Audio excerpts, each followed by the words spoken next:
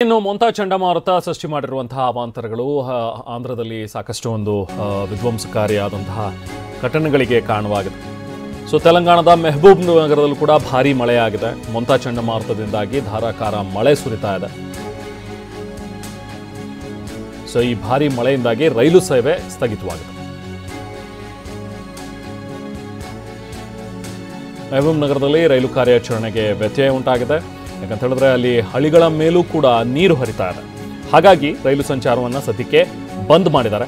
ತೆಲಂಗಾಣದ ಮೆಹಬೂಬ್ ನಗರದಲ್ಲಿ ಆಗಿರುವಂತಹ ಭಾರೀ ಮಳೆಯಿಂದಾಗಿ, ಈ ಮೊಂತಾ ಸೈಕ್ಲೋನ್ನಿಂದಾಗಿ ಉಂಟಾಗಿರುವಂತಹ ಮಳೆ ಇದು. ಸೊ ಈ ಮಳೆಯಿಂದಾಗಿ ಸೃಷ್ಟಿಯಾಗಿರುವಂತಹ ಅವಾಂತರಗಳು, ಕೆಲವೊಂದು ಕಡೆ ಮರಗಳೆಲ್ಲವೂ ಕೂಡ ಧರಾಶಾಹಿಯಾಗಿವೆ. ಕೆಲವೊಂದಷ್ಟು ಬಿಲ್ಡಿಂಗ್ಗಳ ಮೇಲೆ ಬಿದ್ದಿದೆ, ಮನೆಗಳ ಮೇಲೆ ಬಿದ್ದಿದೆ, ಜೊತೆಗೆ ಕಾರ್ಗಳ ಮೇಲೂ ಕೂಡ ಬಿದ್ದು ಜಖಮಾಗಿರುವಂಥ ದೃಶ್ಯಗಳು. ಇನ್ನೊಂದು ಕಡೆ ರೈಲು ನಿಲ್ದಾಣದ ದೃಶ್ಯಗಳನ್ನು ನೋಡ್ತಾ ಇದ್ದೀವಿ. ರೈಲು ನಿಲ್ದಾಣದಲ್ಲೂ ಕೂಡ ನೀರು, ಜೊತೆಗೆ ಆ ಟ್ರ್ಯಾಕ್ಗಳ ಮೇಲೂ ಕೂಡ ನೀರಿದೆ. ಹಾಗಾಗಿ ನಿಂತಲ್ಲೇ ನಿಂತಿವೆ ರೈಲುಗಳು. ಸದ್ಯಕ್ಕೆ ಸಂಚಾರವನ್ನು ಇನ್ನೂ ಕೂಡ ಆರಂಭಿಸಿಲ್ಲ. ಸೊ ಇದನ್ನೆಲ್ಲ ಕಂಡೀಷನ್ಸ್ ನೋಡಿಕೊಂಡು ನೆಕ್ಸ್ಟು ಟ್ರೈನನ್ನು ಮತ್ತೆ ಸ್ಟಾರ್ಟ್ ಮಾಡೋದಾ ಅನ್ನುವಂಥದ್ರ ಬಗ್ಗೆ ತೀರ್ಮಾನ ಕೈಗೊಳ್ತಾರೆ. ಸದ್ಯಕ್ಕಂತೂ ರೈಲು ಸಂಚಾರ ಬಂದ್ ಆಗಿದೆ.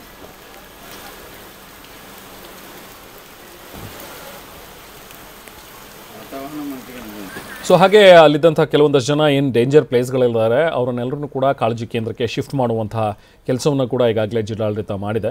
ನೆನೆಯೂ ಕೂಡ ಒಂದಷ್ಟು ಜನ ಸಿಕ್ಕಾಕೊಂಡಿದ್ರು. ಅವ್ರನ್ನೂ ಕೂಡ ಬೇರೆ ಬೇರೆ ಭಾಗಗಳಿಗೆ ಕಾಳಜಿ ಕೇಂದ್ರಕ್ಕೆ ಈಗ ಅವರನ್ನು ಸುರಕ್ಷಿತವಾಗಿ ಕರ್ಕೊಂಡು ಹೋಗಿದ್ದಾರೆ.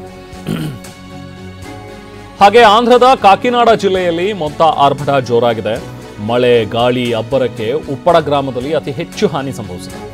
ಈ ಉಪ್ಪಡ ಸಮುದ್ರ ತೀರದಲ್ಲಿರುವಂತಹ ಮನೆಗಳು ಕಂಪ್ಲೀಟ್ ಆಗಿ ನೆಲಸಮ ಆಗಿಬಿಟ್ಟಿದೆ. ನೋಡಿ ಅಲ್ಲಿ, ಇದು ಅಲ್ಲಿನ ದೃಶ್ಯಗಳು, ಉಪ್ಪಡ ಗ್ರಾಮದ ದೃಶ್ಯಗಳು. ಸೊ ಈ ಉಪ್ಪಡ ಗ್ರಾಮದಲ್ಲಿರುವಂಥ ಉಪ್ಪಡ ಸಮುದ್ರ ಇದೆಯಲ್ಲ, ಆ ಸಮುದ್ರ ತೀರದಲ್ಲಿ ಇರುವಂತಹ ಮನೆಗಳೆಲ್ಲವೂ ಕೂಡ ನೀರಿಗೆ ಆಪೋಷಣ ಆಗಿದೆ.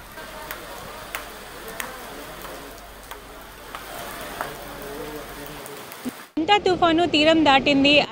ಮೊಂತಾ ಅಬ್ಬರ ಜೋರಾಗಿದ್ದು ಕಾಕಿನಾಡ ಜಿಲ್ಲೆಯ ಉಪ್ಪಡ ಗ್ರಾಮ ಅತಿ ಹೆಚ್ಚು ಹಾನಿಗೊಳಗಾಗಿದೆ. ಯಾಕಂದ್ರೆ ಗ್ರಾಮದಲ್ಲಿ ಸಮುದ್ರ ತೀರವಿದೆ. ಇಲ್ಲಿನ 3ಕ್ಕೂ ಹೆಚ್ಚು ಮನೆಗಳು ನೆಲಸಮ ಆಗಿದೆ. ಮನೆ ಸುತ್ತ ಇರುವ ಕಾಂಪೌಂಡ್ಗಳು ಸಮುದ್ರದ ಪಾಲಾಗಿವೆ. ಮನೆಗಳು ధరాశాಹಿಯಾಗಿದ್ದು ఇల్లిన నివాసిಗಳು కంగాలాగిದ್ದಾರೆ. చెప్పండి ఎలా ఉంది ఇది? చాలా విపరీతంగా కెరటల్ మేడం. ఇది మొంతా తుఫాను చాలా ఎప్పటికో తీర ప్రాంతాల్లో 10 దిక్కుల చాలా సముద్రం ముందుకు వచ్చి అన్ని ప్రాంతాల్లో కొంచెం కెరటాలు ఎక్కువ వచ్చి ఇల్లు కూడా పోయింది. అది మా తమ్ముడు గారు ఇల్లు అండి. ఆ రాత్రి కూడా పోనండి. ఈ రాత్రి తీరం దాటింది కాబట్టి సరిపోయింది. లేకపోతే ఈ ఇల్లు బాధికి సముద్రంలో కలిసిపోయినండి. ప్రతి సంవత్సరం ఇలాగ తుఫాన్ల కెరటాల వల్ల కూడా కొట్టుకుపోతుందండి. ఈ ప్రాంతం అయితే కాకినాడ జిల్లా ఉప్పాడ పాత మార్కెట్ అండి, జగ్గరాజపేట అంటారండి. ఈ జగ్గరాజపేట కదా సార్ మేడం గారు, ఆ సుబ్బపేట నుంచి ఇతల అమ్మనిపేట వరకు సముద్ర కోతకి ప్రతి సంవత్సరం ఒక 1/2 కిలోమీటర్ 1/4 కిలోమీటర్ ముందుకు వచ్చేస్తుంది మేడం. పరిసర ప్రాంతాలు ఇల్లులు ఖాళీ చేసి మళ్ళీ మెరకెళ్ళి మళ్ళీ తలాలు కొనుక్కొని ఇల్లులు కట్టుకుంటూ ఉంటున్నారండి. మాకు చాలా నష్టం జరుగుతుందండి. గత ప్రభుత్వంలో వైఎస్ రాజశేఖర రెడ్డి ఉన్నప్పుడు మీకు భయం వేస్తుందండి. కెరటాలంటే అలవాటుగా చిన్నప్పటి నుంచి విద్య అండి ఇది. అంటే మరి ఎంత కెరటాల విద్య అయినా సరే మరి దగ్గరికి వచ్చి చూడండి ఎలాగుందో. మరి ఆ ఇల్లు కూడా పడిపోవడానికి అందులోనే ఎవరు ఉంచలేదు. డిపార్ట్మెంట్ చాలా జాగ్రత్త చేశారండి. చర్యలు తీసుకున్నారు గవర్నమెంట్ కూడా. పవన్ కళ్యాణ్ గారు వచ్చారండి. వచ్చిన తర్వాత దీనికి సముద్రానికి కొట్టేస్తానని చెప్పారు. అది ఇంకా మరి ఎంతవరకు వస్తుందో తెలియదండి. గతంలో పల్లవరాజు గారు వేసిన ఐటెంలో కొంతవరకు 10 ఇయర్స్ కాసిందండి.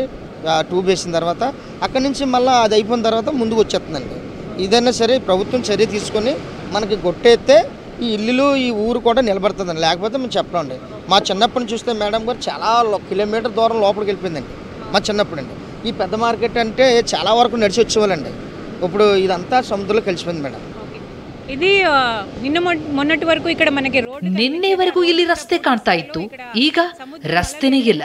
ಈ ದೃಶ್ಯದಲ್ಲಿ ನಾವು ನೋಡ್ತಾ ಇದ್ದೀವಿ, ರಸ್ತೆ ಸಂಪೂರ್ಣ ಜಲಾವೃತವಾಗಿದೆ. ಬೀಚ್ ರಸ್ತೆ ಸಂಪೂರ್ಣ ಡ್ಯಾಮೇಜ್ ಆಗಿದೆ.